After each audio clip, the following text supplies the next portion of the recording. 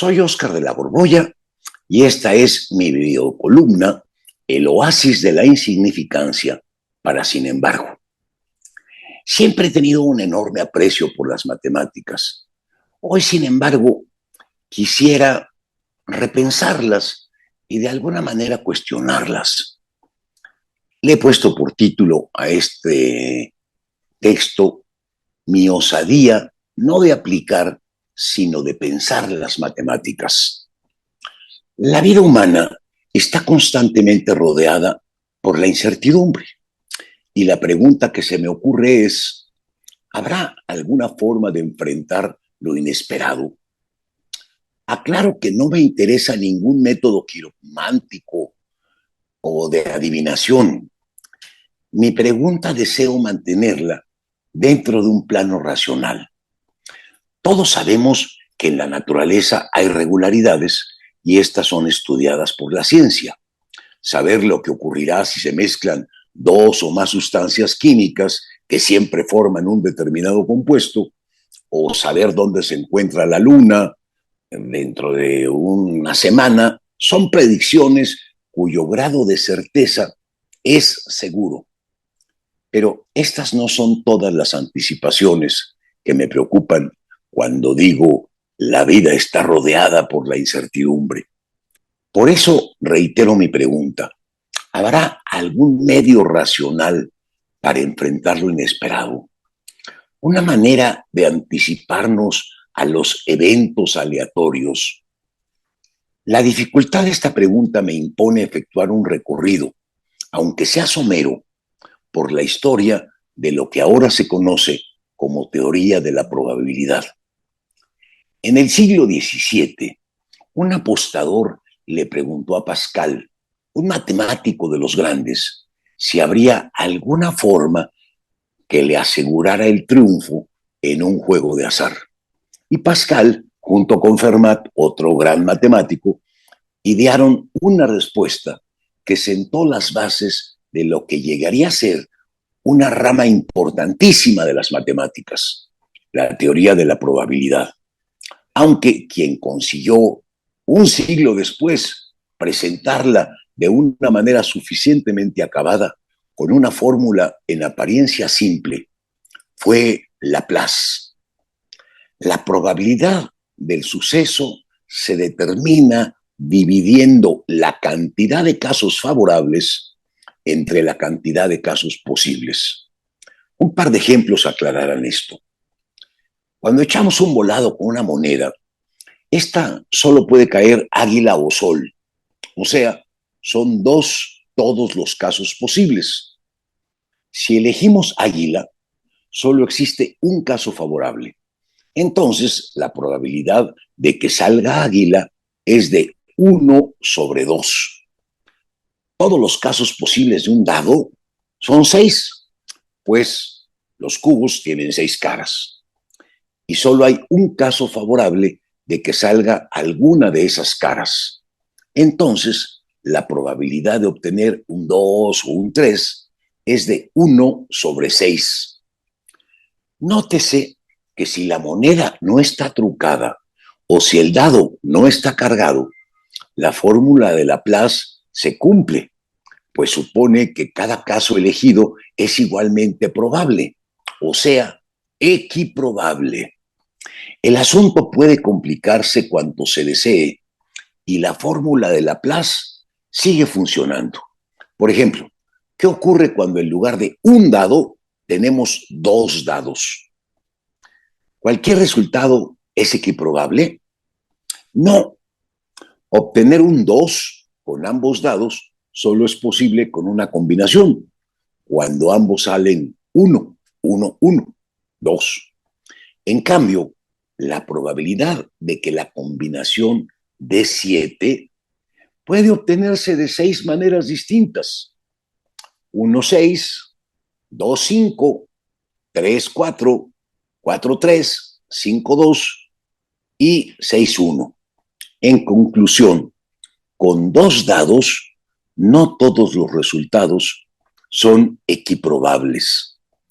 La teoría de la probabilidad tuvo que esperar, no obstante, hasta comienzos del siglo XX para que otro matemático, Kolmogorov, diera el paso decisivo para sentar las bases de esta disciplina y se convirtiera así en una rama poderosísima de las matemáticas contemporáneas, la axiomatización de la teoría de las probabilidades.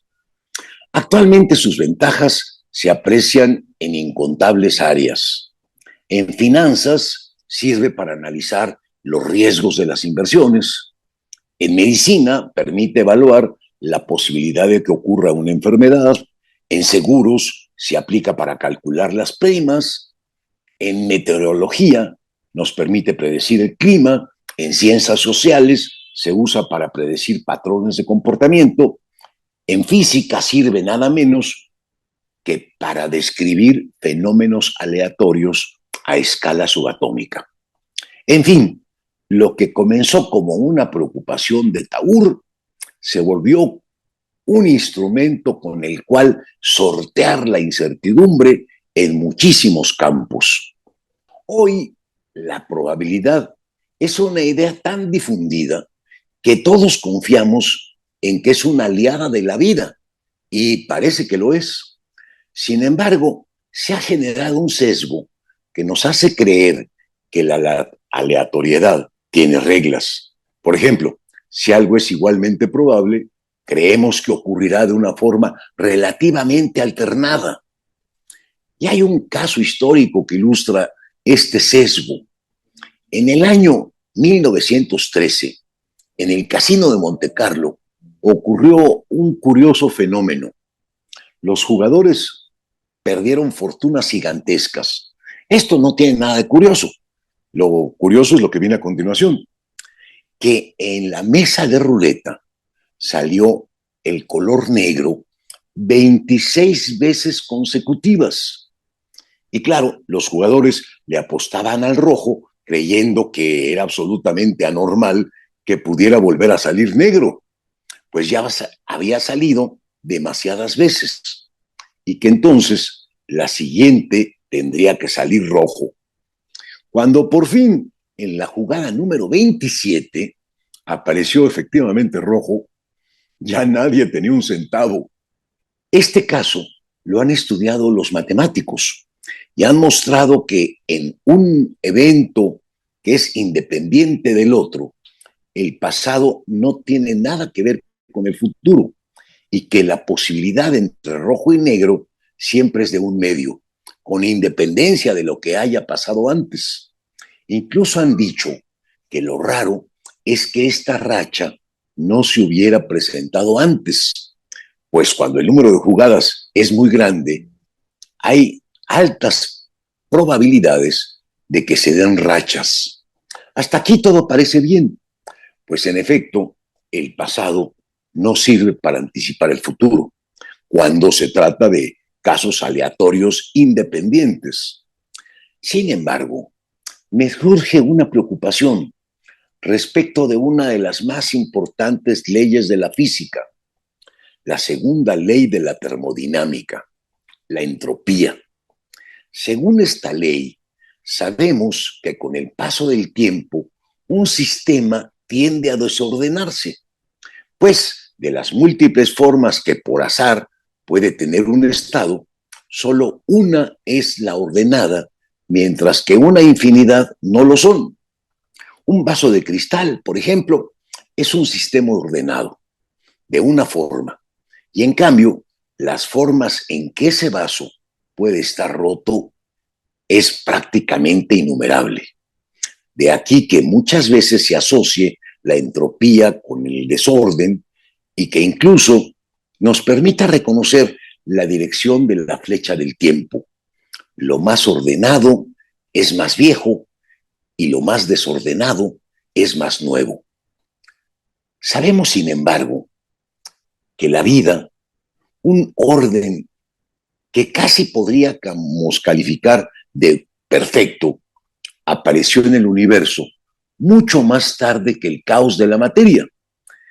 O sea, que lo inanimado es mucho más viejo que lo animado. ¿Cómo es entonces posible la vida? La explicación podría estar en el fenómeno ocurrido en el casino de Montecarlo. Una racha en la que en vez de desordenarse, se ordenó con un patrón complicadísimo, pues las probabilidades o la probabilidad permite que se den combinaciones de forma consecutiva o que las combinaciones se encadenen caprichosamente hasta lograr un orden tan decididamente complicado como la vida. En esta hipótesis se basa la sospecha de que pueda haber vida en otros lugares del universo. Esto, sin embargo, me plantea un problema preocupante. ¿La teoría de la probabilidad es confiable al 100% o solo se cree que es confiable hasta ahora porque hasta ahora ha funcionado? O plantado de otra forma, quienes aplican la teoría de la probabilidad, que está en la base de muchísimos cálculos de muchísimas áreas, no estarán incurriendo en el mismo sesgo que los pobres jugadores de Montecarlo. Si hay rachas, entonces no es imposible, pero sí altamente improbable, que a partir de un momento fallen todos los cálculos basados en la teoría de la probabilidad. Revisemos esta preocupación desde otro ángulo. Si adoptamos como supuesto que no aparecen rachas, entonces parece necesario que todos los casos probables terminen ocurriendo. Esta idea ha dado lugar a un par de hipótesis muy fantasiosas. Una de ellas sugiere que un chimpancé eterno, tecleando durante un tiempo infinito en una máquina de escribir, produciría tarde o temprano las obras de Shakespeare. Y sí, si todas las combinaciones son igualmente posibles y no hay rachas, esto terminaría sucediendo. La otra hipótesis aparece en un maravilloso cuento de Borges, La Biblioteca de Babel, y que parte del mismo supuesto. Si todas las combinaciones son posibles y se dispone de un tiempo inmenso, entonces, combinando letras y signos al azar, se podrían escribir todos los libros posibles, y en uno de ellos estaría la verdad del universo. Estas fantasías se apoyan en la fe o creencia en la probabilidad. Digo fe o creencia, puesto que nada impide que una racha suspenda lo que ha ocurrido hasta hoy y no hay que yo conozca demostración en contrario. Y ya que me estoy atreviendo a cuestionar las matemáticas, quisiera plantear otra de mis preocupaciones y que considero que es un problema no trivial, como gustan decir los matemáticos. La violencia que implica la medida, o sea, esa transformación o cambio que se hace de la realidad compleja y tosca a números, esas entidades abstractas y perfectamente homogéneas. Cualquiera que sea el valor que se dé al llevar a cabo dicha sustitución, olvida, y ahí está la violencia, que en este mundo nada es igual a nada. Sumamos una naranja con otra naranja y obtenemos dos naranjas.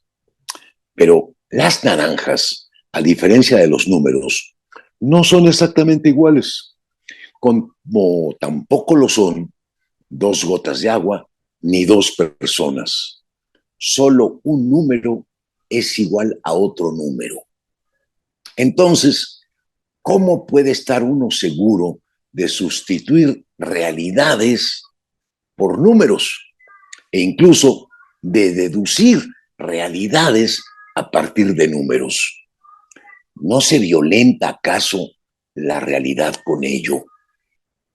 Hay una crítica que se le hace a la filosofía y en particular a Hegel por violentar los hechos para que se ajusten a la teoría.